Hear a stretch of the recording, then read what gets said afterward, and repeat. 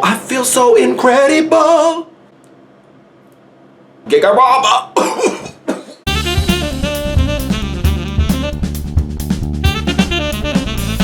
Good evening to all hoes and bitches.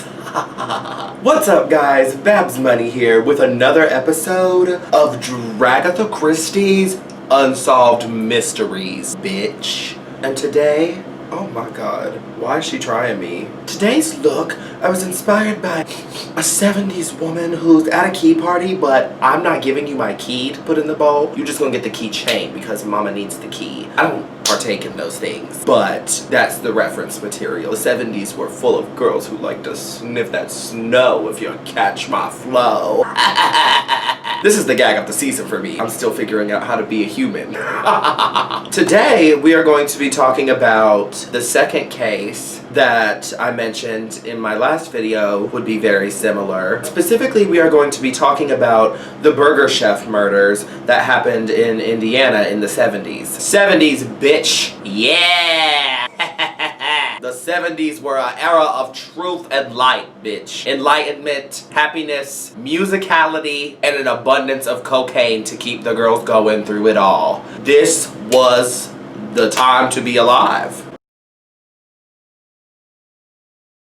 I mean, who wouldn't want to be at Woodstock being like, hello, Mary? Oh shit, I think Woodstock was in the late 60s. All I know is nobody died at Woodstock.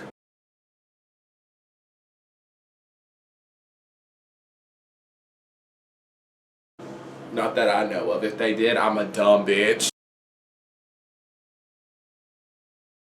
The Burger Chef murders occurred almost 42 years ago on Friday, November 17th, 1978 at a Burger Chef restaurant in Speedway, Indiana. 4 young employees went missing in what was initially thought to be a case of petty theft, where the employees had stolen the money from the safe and ran off. By that Saturday, it had turned into a case of robbery and kidnapping, and that Sunday, when their bodies were discovered, into a case of murder.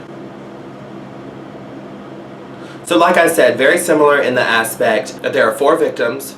They're all young. The only difference in this case is that all 4 victims were employees of the store, whereas with the yogurt shop murders, only 2 of them were employees, while the other 2 were a sister and friend. Mind you, closing time for this Burger Chef restaurant was at 11 o'clock. So sometime between closing time and midnight, 4 employees from the Burger Chef restaurant on Crawfordsville Road in Speedway, Indiana, had disappeared. And those employees were assistant manager Jayne Friedt, age 20, 16-year-old Daniel Davis, 16-year-old Mark Flemmonds, and 18-year-old Ruth Ellen Shelton. A fellow employee came by around midnight to visit the other employees and found that the store was not only empty, but that the store safe was open and the back door was ajar. This employee, of course, then raised the alarm. Do y'all hear that? Do you hear this? Singing Conflama. And I told the dolls that Miss Thing is on the set. When police arrived, they found next to the open safe 2 empty currency bags as well as an empty roll of adhesive tape. Initially, for whatever reason, police did not consider the case to be that serious. Management had reported the loss of approximately $581, which in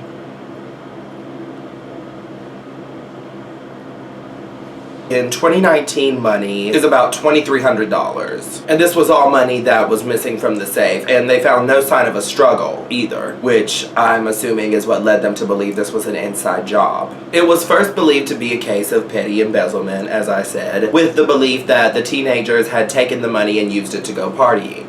This theory seemed most likely, despite the fact that the women's jackets and purses had been left behind at the restaurant. And due to the fact they thought it was an inside job, the scene was cleaned up by employees by early Saturday morning. Not only was the restaurant cleaned and reopened, but no photographs were taken beforehand, which eliminated all potential evidence. Don't know who the fuck greenlit that. Regardless of what kind of case you thought it was a crime that took place, and you should have got the goop. Collect your goop, analyze the goop, serve the goop. Give us the truth, bitch. Buddy L. Wanger, who was a Speedway police officer, even admitted that, quote, we screwed it up from the beginning. Well, I'll fucking say Buddy Elwanger, Burflinger, Flanglinger, or Buttfucker. I don't know what your name is, but you are the fool. At least you admitted to your flaws, though, you piece of shit. Also, it's time for me to smoke and get all up in this jushy cunt pussy. We are a cookie.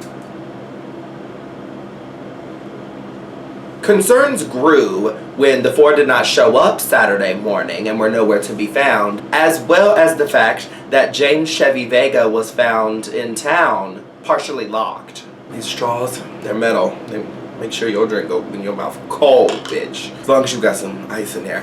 You ain't gonna do shit if you ain't got nothing to keep the drink cold, dumb bitch. I am a dirtbag! So as I said, concerns grew.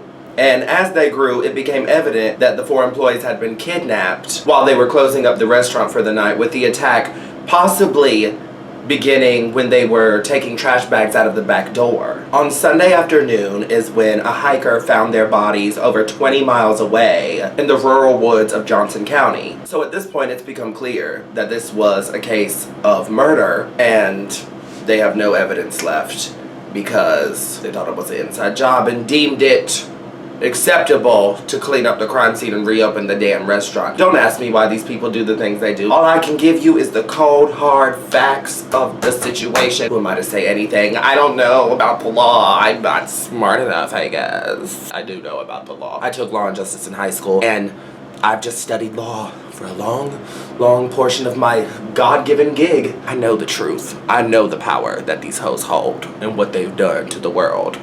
Bitch. Both Daniel and Ruth had been shot execution style multiple times with a .38 caliber handgun. Jayne had been stabbed twice in the chest. The handle of the knife had actually broken off and was missing, though the blade was recovered during autopsy. Flemmonds was later determined to have been bludgeoned, possibly with a chain, and ultimately ended up dying from choking on his own blood. All four victims were still wearing their Burger Chef uniforms, and they had money and watches found on them. So that showed investigators that robbery was not the sole motive for this crime. The leading theory is that the employees were kidnapped during a botched robbery, possibly when one of the employees recognized the robber. That's scary as shit. Somebody busts up in there and you try to do what you can to just placate them and get away with your life, and they're like, no, you know who I am. Bitch. Flemmonds was not scheduled to work that night. He was actually covering someone else's shift, which led investigators to believe he would have been the one that would have recognized one of the robbers because they weren't anticipating him being there. Again, just trying to do your job, help somebody out, and you end up getting gooped. He was the one that got it the worst. Him and Miss Jayne. Stabbed to death and then beat to death with like a chain or some shit. What the fuck, America? On the night of the murders, an eyewitness, age 16, saw two suspicious men in a vehicle outside of the Burger Chef. Just before closing, mind you. So the police had two clay models of the suspects created to assist in their investigation. Ain't that some crazy shit? They was like, boom, this is what they look like. Look at it. And it's just a likeness right there before your eyes. We've come a long way since then. But just saying, bitch, shit is cool. It's groovy, dude. Later that year, a man that was at a bar in Greenwood bragged about being involved in the Burger Chef murders. The crazy thing is, even though police questioned him, he passed a polygraph test, claiming he had nothing to do with it, and police were unable to charge him on any other grounds, so off he went. But the thing is, people can cheat polygraph tests, and I'm sure they weren't as reliable as they are today. That's almost half a century ago, girl. This man did provide the names of other people who he suggested were involved in a fast food robbery gang that were suspected to be involved in this case. Fast food robbery gang. Did you just hear me? Yes. That was a real sentence. What is that, America? What is it? I know what it is, but what is it? What was it? Officers were following up on this in Franklin when they spotted someone who looked very similar to what they call the bearded man composite, one of the two clay models of the suspects, in the fucking car outside the damn shit. Bitch, Who did it? Them in the car, whoever they were. Y'all, get this. This motherfucker gets summoned for a lineup. He had previously had this beard for 5 years and shaved it the night before he had to go to Miss Lineup. A neighbor of his, who had been named by the suspect in Greenwood, was subsequently arrested for committing strong-arm robberies with a shotgun. It's not a .38 caliber, but that don't mean shit, diva. Another associate named by this man resembled the other composite and was also imprisoned for robberies of fast food restaurants. Bingo. There you go right there if you ask me, Miss Diva, Miss Mama, Miss God. But this is Unsolved Mystery, so you know there's more to the story. However, without any confessions, the police were unable to make an arrest. And mind you, this was after offers of plea deals for any suspects not directly involved with murder. At the time, there was speculation that the murders were related to other crimes that had shocked the town as of late, such as the murder of Julius Cypher and the Speedway bombings. Little Speedway, Indiana had some shit going on, baby. But these cases were eventually found to be unrelated. Investigators went far and wide to follow any leads they could, from Cincinnati to Milwaukee to Chicago to Dallas. They were unable to find any pursuing leads, or most importantly, the most important evidence, which was the knife handle, the chain, and the firearm, all used in the murders. No perpetrators have made confessions to police, although the son of the bearded suspect says that the man, prior to his own death, confided to him that he was involved in the Burger Chef murders. And it should be noted that the deaths of the Greenwood suspect and the bearded man that was named by the Greenwood suspect from an apparent suicide and a heart attack respectively came suspiciously close after the release of the man that was named, that was also in jail for armed robberies. Suicide? Was he hiding from the doll who was involved? I think so, bitch. Get his ass. Wait. He did. In 1981, Jayne Friedt's brother was investigated after being arrested on drug-related charges, but he was cleared in less than a week. Now, here's where it gets real crazy. Miss Mama. In 1984, Detective Mel Wilsey received a call from a man named Donald Forrester, who was an inmate at the Pendleton Correctional Facility. Forrester was serving a 95-year sentence and said that he himself was involved in the murders. He was willing to confess in order to avoid his transfer, which was to the notoriously violent Indiana State Prison. The call seemed promising, as at the time, Forrester was a career criminal and was living in Speedway at the time of the murders and was not yet incarcerated. He confessed to shooting Davis and Shelton and led police to the crime scene in the woods, where he accurately described the location and position of the bodies. He also knew about the broken handle of the knife, which wasn't widely publicized.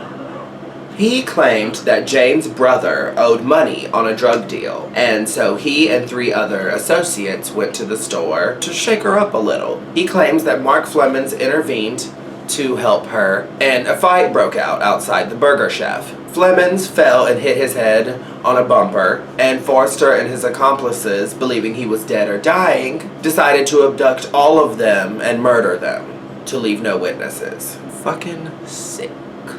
Sick! Forrester gave the names of the 3 men who he claimed were responsible for the deaths of Flemmonds and Friedt.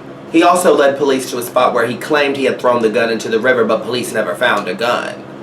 So what the fuck is up, Donald? Detective Wilsey interviewed Forrester's ex-wife, who told him that days after the murders, Donald had driven with her out to a wooded area and retrieved several shell casings, which he flushed down the toilet when they got home.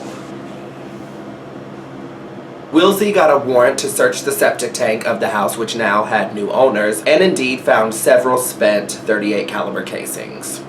We know what you did, Donald. We know it's true. Now here's where it gets fucked up, folks, because someone leaked details of Forrester's cooperation, someone within the sheriff's office. And once that happened, he recanted his confession and claimed that it was coerced and refused to help the police any further. So, with no further cooperation and no direct evidence tying him to the crime, he was never charged. What the fuck?